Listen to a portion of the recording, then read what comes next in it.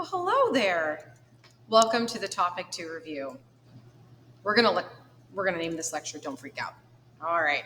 I wanted to start with these molecules because I don't think I've ever seen such anger and resentment and just just mad at these molecules. I'd like to back us up a few seconds, students, and remind us that when we're in the presence of unknowns and data that we're not quite sure, that our first thing to do is identify what we do know, right? So the reason I put this back in, even though it is topic 2.1, is that the entire topic 2 are about these 4 molecules. They're about carbohydrates, lipids, nucleic acids, and proteins, right? Those are our 4 macromolecules, and we've talked about their structure and we've learned about their structure. And then you saw these, and there was a lot of and so I want you to look through. So the first thing I want you to do when you see these types of molecules, if you have them memorized, great. And I think that's where some of you guys are kind of wobbly, is that for 2.1, like you did, you memorize these instead of actually looking at what they are made of and their structures. And hopefully by the time you get through the end of the course in this, this isn't as scary to you.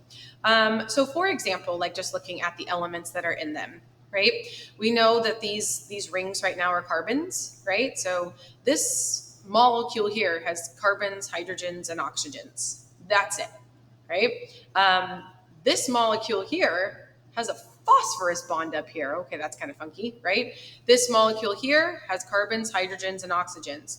And this molecule here has a nitrogen, right? So we've already gone through those types of elements that are in carbohydrates and lipids, right? Which are just carbons, hydrogens, and oxygen. So carbohydrates and lipids are it's the same exact things in different proportions, right? So look at that. You've just narrowed it down to 2 things. You know carbohydrates and lipids don't have phosphates and nitrogens, right? What you do know has nitrogens are proteins and amino acids, which we're going to go through, right? So I want you to, just looking through these, at least be able to identify what they are not, and what they possibly could be.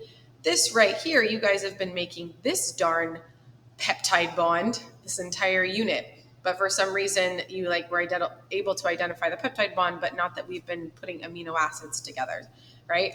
This is a condensation reaction, right? You don't see the water coming out, but we've seen these types of things with carbohydrates. So that's Mrs. Myers' don't freak out speech. I just wanted to go through that when you see these things, to at least identify the ones that you, the elements, the ones that you think you know, and to get rid of the ones that you don't know. Okay. All right. Let's go ahead and start in with nucleic acids. I am flipping the order around on this because this makes more sense in my brain, going from DNA to RNA to proteins, right? So we're going to start with nucleic acids. Again, this review is not meant to teach you everything. Big picture, some things that you definitely should know, and just to kind of bring it all together now that we've gone through all of topic 2.6. I encourage you to go back to the lecture, put me on double speed, listen to the entire thing, go through your notes if you need some more information. Okay, nucleic acids, one of the 4 macromolecules. There are only 2 of them that we have learned about, are 2 nucleotides, so DNA and RNA. Deoxyribonucleic acid, ribonucleic acid are our 2 nucleic acids that you should be able to identify. And remember that we have gone through this structure so many times now, right? So our nucleotide is made of our sugar, our nitrogen base, and our phosphate group over here. Right? So this pentose sugar, the 5, that makes a lot more sense now that we've gone, that it goes from a 3 to 5 direction, right? That's always pointing different directions because they're anti-parallel. We know that we have our 4 nitrogen bases and that they're replaced with uracil in RNA, and we've looked at those base pairing rules. So this is all 3 of those big concepts into one slide. Right. So for what you need to know for nucleotides is how they're put together. But you guys have had to draw this already, right? You've looked at your sugar. You've looked at the nitrogen bases. You've looked at those phosphate groups. You've built these. You've taken them apart. You've gone a monologue through them. So just reviewing those and make sure those are in your brain. The other big part of this, let me hide this, is knowing the difference between the 2. right? The difference between the sugars, the nitrogen bases, the strands, and their functions, right? Because those are 4 big differences between those. They have different sugars, whether it's deoxyribose or ribose. The nitrogen bases, remember, in the nucleus, right? We've got thymine, but outside in when it goes to the cytoplasm, there's uracil. DNA is double-stranded, RNA is single-stranded. These are things that we've gone through already, right? And their basic functions and what they do. My base pairing rules, making sure also that I know my bonds, right? That the covalent bonds keep my backbone together, and that my hydrogen bonds are the weaker bonds that keep these nitrogen bases together, right? That's right here, and that those are easily broken apart and put back together. Okay. All right. We do need to know these famous men here, and then some of the other ones that put together Watson and Crick and what they discovered, right? So the structure of DNA, that it's the double helix. In the other experiment, when you're looking at the nitrogen bases, whether they are N15 and N14, I've gone through that before. So make sure you re-listen to that. And we went through it in class, and it's also on the board in the back. Okay, it's also in your book, so lots of different places. Some other people that we have also talked about, so Chargaff, his base pairing rules, and then Franklin was the one that took the pictures, and the data was shared without permission, so lots of ethical issues with academic intelligence and ownership of that intelligence. All right. Okay, so that's our basic structures of DNA, our nucleic acids, our 4th macromolecule we learned about. Now we're going to go on how does that DNA become a protein. So I'm skipping to 2.7 here. Okay. All right. So 2.7 goes like this then, right? So here's my central dogma that I have my DNA. You know that structure, that this process of transcription occurs, and then translation into my protein. We'll go through proteins at the end of the review lecture. All right, so you do need to know when it occurs, where it occurs, and what the heck it's for. You guys did an entire project and you acted it out. And if you need help going through this, I want you to re-listen to your own lecture on how that DNA splits apart, that there is just a portion of it that's copied, that RNA, right? We'll learn about genes, that there's a start codon and a stop codon, and it copies the antisense strand, and then that leaves the nucleus and goes out to the ribosome, where it is translated to a protein, right? So knowing those processes of transcription, being able to write, translation, going into the protein, re-listen to that if you need to refresh your brain on how that occurs. Okay.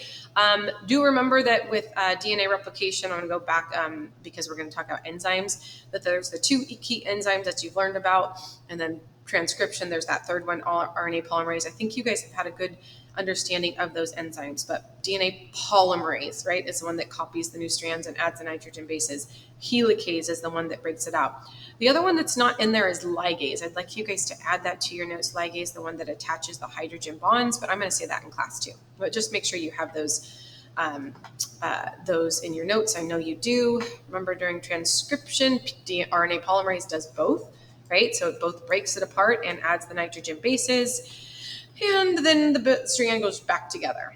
All right. Sense versus antisense. There's a couple questions on this. Just want to make sure, remember, if I've got 2 DNA molecules and they're twisted together, right, and they're not the same, right, they're complementary bases that complement each other. And when mRNA is only going to copy one part of the strand, then there's 2 strands. So the part that is right here, the antisense, is the strand that is transcribed, right? Its sequence goes to RNA. The sense strand is not, right? So this one stays intact. The antisense is the one where the RNA makes the copy during transcription, and then that moves out to the ribosome. Okay, the process of translation you can see here in this one little picture. Remember, it goes to the ribosome. I have my message and my mRNA. Codons are made of 3, right? And all those 3 code for 1. We'll talk about that. It meets up with my tRNA that drops off the amino acid. And because I've learned about my polypeptide bonds, right, those nitrogens are bonded together with the carbons. I get water through the condensation process, right? And so all of those polypeptides come together to make my amino acid. Okay, you do need to know how to read these charts, both of them. So making sure that you know, right, 5 to 3, it always goes 5 to 3, that this is my first base, this is my second base, and then the outside is my third, right? So here are my first bases, here's my second, and here's my third. So that if I have an A, G, U, that this would be A, second base, G, and then U. Right? So that's going to be the amino acid SER. right? So you're following it. If I have a GAU, it's going to be this one. This chart is the same exact thing. It's just in a different way. Your ability to recharge. Here's my first one, right? So let's do the same one. Here's A, right? My second base is G. I'm going to use that. So now I know, like, both of these ones, that it has to be in this box because that's the only box where those two things come together, and that my third one is U, right? So it's going to be this one. So same exact information, just know how to practice that. Like practice that, make sure you get those right, and know how to transcribe and then translate. Okay. Hold on. Okay, had to clear the screen. Okay, so at the end of this process, I get a protein. So let's talk about proteins. Go back to 2.4. Like knowing that the amino acids, the dipeptide coming over, or like going over the things, right? So here's my big things about proteins. You need to know, outline the structure. What is primary, secondary, tertiary, and quaternary, right? So primary, just the order, right? So just my amino acids coming together. The secondary right here is where it starts, the bonds come together. The tertiary is where it starts to fold in on itself. This is still, though, only one peptide, right? So polypeptide. And then I get my quaternary, where I get the multiple coming together. Let me exit this here. I think this is in your notes. You should have this in your notes, right? But there is that third box there, or fourth box there, right? So three-dimensional multiple polypeptides chain coming together. So my protein structures are specific. We'll talk about enzymes to their where they fit. This is my head. Okay. Here are my amino acids. Remember that there's 20 of them. We've learned how they happen in translation. That all three of the three codons makes one amino acid. Here's my amino acid. We have done this procedure so many times. This is my amine group. This is my carboxyl. The bond happens between those two, with the R groups out here, and that those R groups kind of determine what those functions are. So my amino acid molecule in 3D looks like this. I've got my amine group here, I've got my variable group here, and I've got my carboxyl group, and those are the ones that come together. You do need to know that they're universal. So the amino acids that are in humans are the same ones that are in potatoes, are the same ones that are in rats, right? All living things have the same amino acids. All right. The protein functions, you guys are looking at mnemonic devices of this. But like S hits me, right? S hits me. Diverse group of compounds, they've got different roles. We're going to learn about all those different roles. We've already talked about enzymes. We're going to look about hormones. We've already talked about transport. So come up with some way to remember these things. You do not need to know these examples right now. That is something that you will learn in part 2. But for now, just know that there are those 7 different functions, and come up with some way to remember what the different things proteins do. All right, denaturing. We've already looked at this in enzymes, so I'm going to go back to it.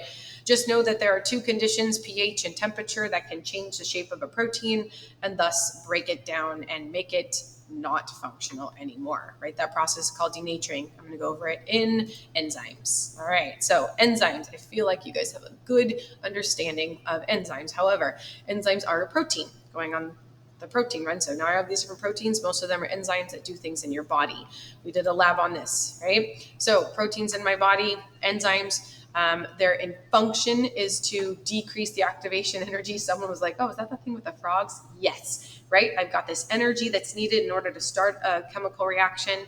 My enzyme is a catalyst that's going to lower the amount of energy needed, so it's a more efficient process in my body, right? I don't need as much energy. So enzymes all over your body speed up reactions. They're called biological catalysts, and they just make things happen faster. All right.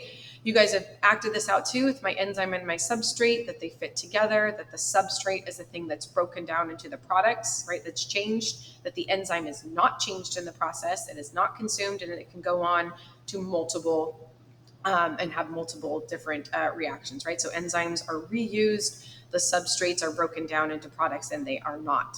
Okay. We talked about specificity, that there is certain lock and key model, that there's the induced fit model, but basically the two have to come together. And if they're denatured because they are a protein, they don't fit anymore, right? You do need to know the factors that affect enzyme reactivity.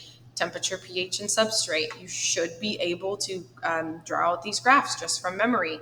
You should know that there's an optimal temperature range, an optimal pH range. You don't need to memorize what they are, but you do need to know that the graphs go like that the rate of reaction goes up till it hits its optimal temperature and then it goes down.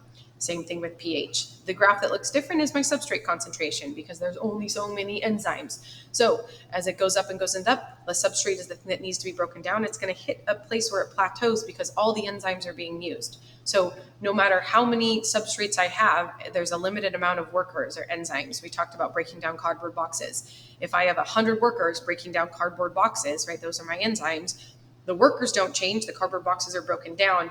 Well, if those cardboard boxes start to stack up and I only have 100 workers, they're not going to go faster, right? So it's going to hit a rate at which it's going the fastest it can, and no matter how much more you put in there, it's not going to go faster, okay? Do need to know a little bit about the process of the lactose-free milk and the process by which the dairy, that lactose, is taken out and produced like via immobilized enzymes. So being able to create that lactose-free milk by using enzymes and coming up with an alternative. All right, cellular respiration, photosynthesis. Opposites, right? Knowing I need you guys to keep a big picture on these two things. So again, we're going back to carbohydrates, right? Looking at glucose molecules and looking how that those are put together and then broken down. I need you to know the products, the reactants of both of these. Don't worry about the little details. And then the two different ways that we can measure, right? So cellular respiration. Do know the difference between the anaerobic and the aerobic. This graph right here, I'll bring that back in a second, but knowing that the reactants are the same, right? My glucose, right? I always have glucose. That's the thing that has the energy in it that I'm getting out of. But sometimes I have enough oxygen, yay, and sometimes I don't. In either situation, I'm going to have my cells breaking down that glucose to get energy. However, the products are different if I don't have oxygen. If I have oxygen, this is the photosynthesis equation backwards, right?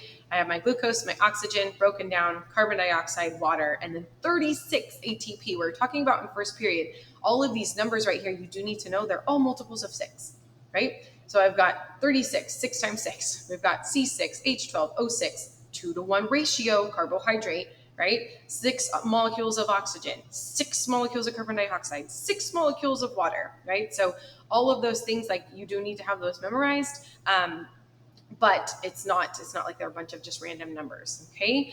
In anaerobic, when I do not have that oxygen, I get a partial breakdown, so I only get a little bit of energy, but it still is, it can happen.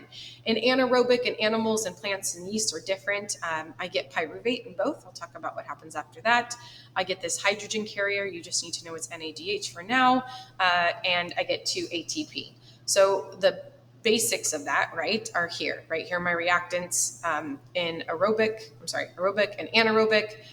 Complete broken down, incomplete, high yield of energy, low yield, right? My products, and then where it occurs, right? So aerobic happens in the mitochondria, anaerobic happens out in the cytosol when we don't have oxygen. Aerobic can occur in the cytosol as well, but mitochondria is the only place that has the aerobic.